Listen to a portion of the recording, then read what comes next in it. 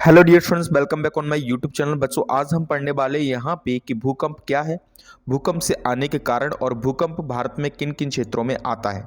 तो ये सब आज हम इस वीडियो में समझने वाले हैं। तो सबसे पहले हम बात करते हैं यहाँ पे कि भूकंप क्या है। तो भूकंप आपको पता है दो शब्दों से मिलके बना है, जिसका नाम है भू प्लस कंप, यानी कि भूमि का कांपना ही क्या कहलाता है, भूकंप। अब ये भूकंप आता कैसे, ये समझते हैं। तो भूकंप वह घटना है जिसके द्वारा भूपटल पर हलचल पैदा होती है, यानी कि पृथ्वी के जो भूपटल होता है, जो ऊपरी हिस्सा होता है भूमि का, वहाँ पे क्या है, हलचल पैदा होती है और भूमि के ऊपरी पटल में कंपन उत्पन्न हो जाता है। यानी कि पृथ्वी के जो अंदर भूमिगृह जिसे बोलते हैं, ठीक है, वहाँ पे क्या होता है, हलचल पैदा होती है और उससे क्या होता है, पृथ्वी के ऊपरी जो हिस्सा होता है उस पर कंपन उत्पन्न हो जाता है। ये कंपन ही क्या होता है, भूकंप होता है।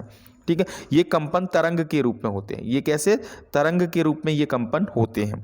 जैसे जैसे ये तरंगें केंद्र से दूर जाती हैं, उनकी शक्ति और तीव्रता का ह्रास होता है, यानी कि कमी आती है। कि ये किनका कहना है, जहाँ से ये तरंगें उत्पन्न होती हैं और जैसे ही जैसे ये तरंगें दूर दूर जाती हैं, ठीक है, जितनी दूर जाएंगे उतने ही इनका प्रभाव क्या होता चला जाएगा, कम होगा। यानी कि इन जो तरंगें होती हैं उनके जहाँ से ये शुरू होती हैं वहाँ पे उनका प्रभाव ज़्यादा होगा। यानी भूकंप जो विनाशकारी होता है उसका जो प्रभाव होगा वो केंद्र पर ज़्यादा होगा, ठीक है, और उससे जितनी दूरी होगी वहाँ पे क्या होगा, कम होगा।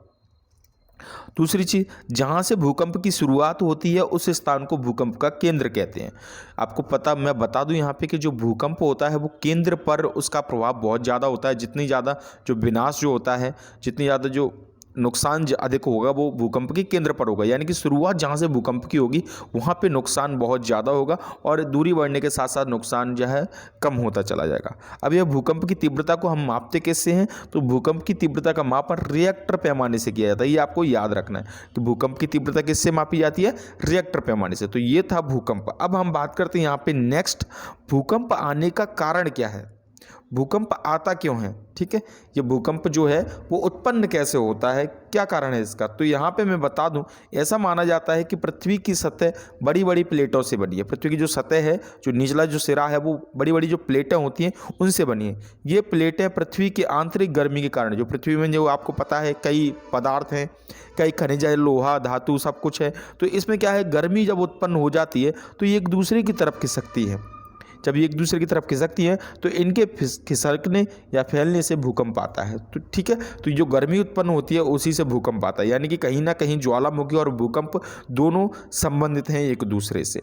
ठीक है, तो ये कारण है भूकंप आने का। अब बात करते हैं हम यहाँ पे भूकंप प्रभावी क्षेत्र, यानी भारत में भूकंप कहाँ कहाँ सबसे ज़्यादा आता है, कहाँ पे कम आता है। यहाँ पे हमने इनको 3 हिस्सों में बांटा है, तो चलिए समझ लेते हैं। तो सबसे पहला है यहाँ पे अधिक खतरा प्रभावित क्षेत्र, यहाँ पे भूकंप बहुत ज़्यादा आते हैं।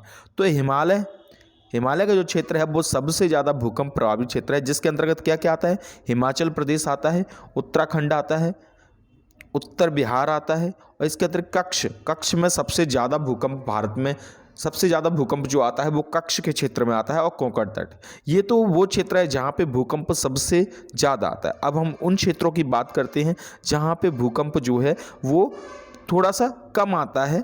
ठीक है, जैसे कि मध्य भारत, राजस्थान, कर्नाटक, उड़ीसा, आंध्र प्रदेश, झारखंड और छत्तीसगढ़, ये वो क्षेत्र है जहाँ पे मध्यम खतरा है, यानी कि कभी भूकंप आता है और कभी नहीं आता है। इसके अलावा जितने भी क्षेत्र हैं भारत के, उनमें भूकंप लगभग नहीं के बराबर आता है। बहुत ही कम स्थितियाँ देखी गई हैं जहाँ की ये भूकंप आप वहाँ उन क्षेत्रों में देखने के लिए मिले।